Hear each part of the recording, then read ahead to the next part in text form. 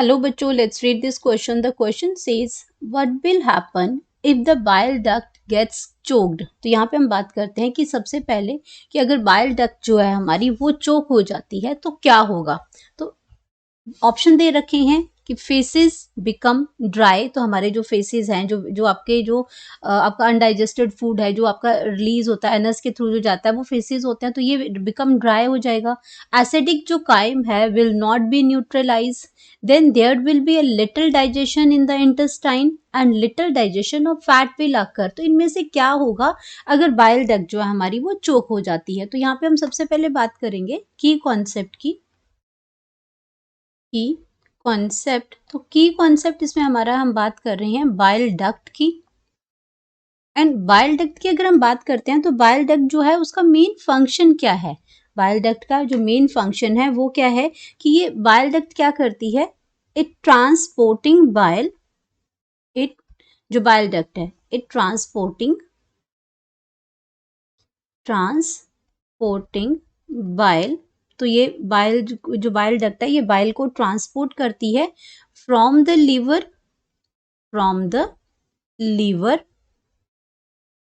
To the duodenum.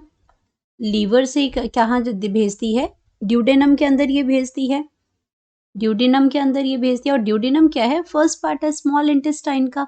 तो ये तो इसका फंक्शन हुआ। अब हम अपने ऑप्शंस के देख लेते हैं कि ऑप्शन में क्या ले रखा है। पहला लिखा है कि फेसेस बिकम ड्राई। अब फेसेस जो बनते हैं, जो आपका जो अनडाइजेस्टेड फूड है वो बनता है जाके लार्ज इंटेस्टाइन के अंदर। तो अगर बाइल डक्ट चोक भी हो जाती है तो फेसेस ड्राई नहीं होते हैं। फेसेस ड्राई कब होते हैं, faeces will become dry, faeces become dry, ये ड्राई कब होंगे, जब आपका क्या होगा, इफ एक्सेसिव रीएब्जॉर्प्शन होगी, if excessive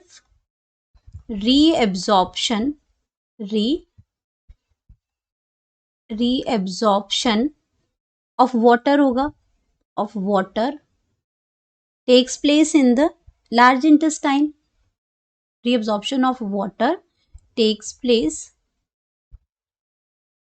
takes place in large intestine। तो यहाँ पे बाइल डक्ट का कोई लेना देना नहीं है लार्ज इंटेस्टाइन में अगर ज्यादा, क्योंकि लार्ज इंटेस्टाइन का काम ही यही है रीअब्जॉर्प्शन ऑफ वाटर आइंस, उनके रीअब्जॉर्प्शन करना। तो अगर ज्यादा अमाउंट में हो जाता है तो वो क्या हो जाएगा, आपका फेसेस जो होंगे वो ड्राई हो जाएंगे। तो इसमें अब अगर हम बात करते हैं कि अगर हमारी बाइल डक्ट के चोक होने का कोई रोल यहाँ पे नहीं है, तो ये ऑप्शन तो हमारी क्या हो जाएगी, गलत हो जाएगी, इससे कुछ फर्क नहीं पड़ेगा। देन हम अब बात करते हैं अपनी सेकेंड ऑप्शन की। तो सेकेंड ऑप्शन है हमारा एसिडिक काइम। तो एसिडिक काइम के अंदर क्या होता है आपका कि जब स्टमक से फूड जो जाता है इंटेस्टाइन के अंदर तो वो एसिडिक मीडियम होता है और उसके अंदर कुछ, क्योंकि स्टमक के अंदर जो डाइजेशन है वो कंप्लीट नहीं होती है, तो उसको हम क्या कहते हैं, काइम कहते हैं। तो एसिडिक काइम जो है वो आपका न्यूट्रलाइज बाइल डक्ट से नहीं होगा, क्योंकि ये आपका क्या है, ये तो आपका अभी बाइल अब इस जूसेस यहाँ आए ही नहीं है। तो एसिडिक काइम तो आपका वो है जो स्टमक से जो फूड जो जा रहा है इंटेस्टाइन में उसकी बात हो रही है। तो अगर हम इसकी बात करते हैं, एसिडिक जो काइम है, एसिडिक काइम एक फ्लूइड है, पल्पी फ्लूइड है जो स्टमक से निकलता है, इसलिए वो एसिडिक है। तो acidic chyme is neutralised by, अब ये न्यूट्रलाइज कैसे होता है, न्यूट्रलाइज्ड बाय, तो ये इसकी न्यूट्रलाइजेशन जो होती है वो बाइकार्बोनेट आयन से होती है,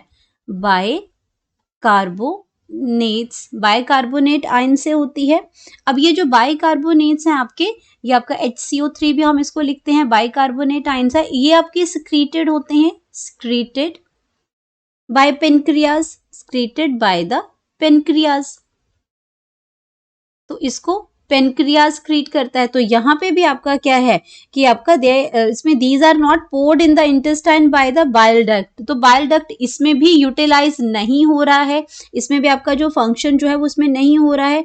तो यहाँ पे कोई प्रॉब्लम नहीं होगी, ये आराम से न्यूट्रलाइज हो जाएंगे, क्योंकि ये आपका जो बाइकार्बोनेट आयन है ये तो पेनक्रियाज दे रहा है उसमें, तो ये वाला ऑप्शन भी आपका क्या हो जाएगा, गलत हो जाएगा। देन हम बात करते हैं there will be a little digestion in the intestine, तो अगर बाइल डक्ट चोक हो जाती है तो उससे क्या हो जाएगा, हमारी जो इंटेस्टाइन है उसमें जो डाइजेशन जो होती है वो आपकी कम हो जाएगी। इस ऑप्शन को भी चेक कर लेते हैं, तो यहाँ पे हमारा क्या आ जाएगा, सी ऑप्शन आ जाएगा। एंड सी ऑप्शन में है कि digestion of the food in liver mostly continue as enzyme required for protein, तो यहाँ पे हम लिख सकते हैं इसको कि आपका क्या हो जाएगा, डाइजेशन जो हो रही है, digestion of food in liver, तो वहां पे क्या हो रहा है, इन लीवर विल मोस्टली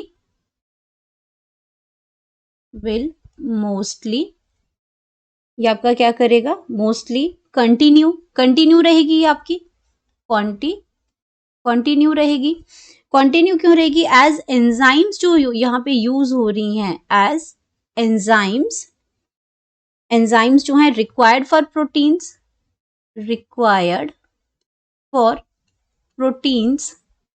क्योंकि आपका जो प्रोटीन जो फूड है अगर उसकी बात करते हैं वहां पे अगर प्रोटीन्स के लिए चाहिए एंड कार्बोहाइड्रेट्स के लिए जो प्रोटीन्स जो एंजाइम्स चाहिए डाइजेशन के लिए, कार्बोहाइड्रेट्स आ गया, वो digestion will be poured into, ये आपका डाइजेशन जो होगा कार्बोहाइड्रेट की जो डाइजेशन जो होगी, digestion will poured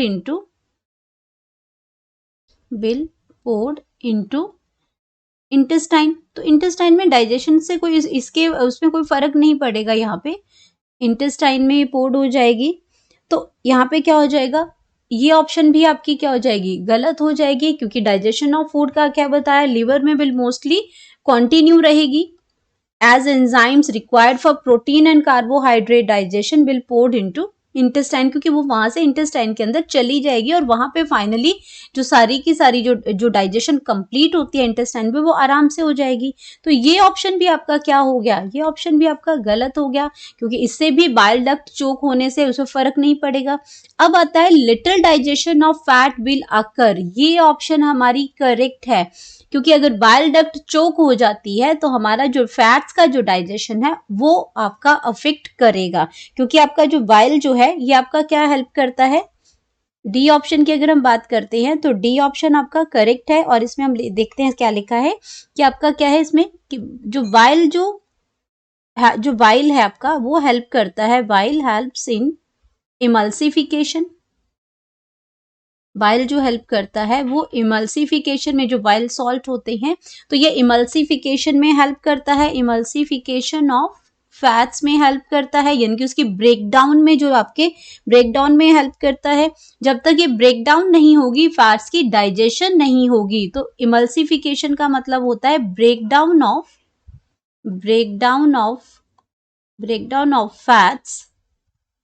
fats from, इसमें क्या होगा, from larger globules to larger fat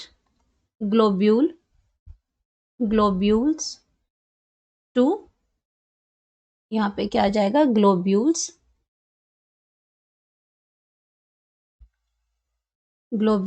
to smaller globules में चेंज हो जाएगा, ग्लोब्यूल्स के अंदर ये चेंज हो जाएगा।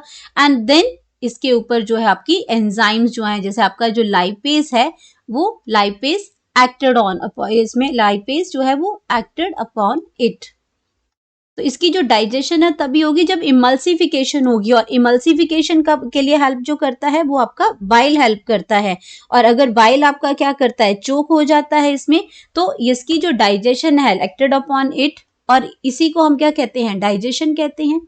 तो इसमें कि क्या हो जाएगा, डाइजेशन जो है फैट्स की, ये आपका फैट्स डाइजेशन हो गया।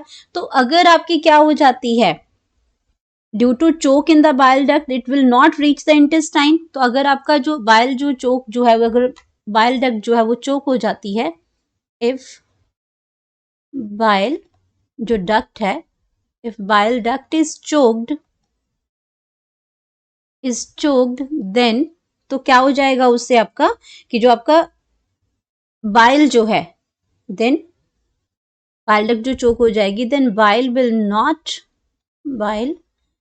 Not reach reach in the intestine, in the intestine, intestine के अंदर क्या करेगा, वो पहुंचेगा ही नहीं, और इंटेस्टाइन के अंदर अगर वो पहुंचेगा नहीं तो यहाँ इससे क्या होगा, लिटिल एब्जॉर्प्शन ऑफ, तो इससे क्या हो जाएगा, little absorption of fats, little absorption of fats हो जाएगा। तो ये आपका सबसे ज्यादा जो प्रॉब्लम होगी वो प्रॉब्लम होगी आपकी फैट्स के डाइजेशन करने के लिए।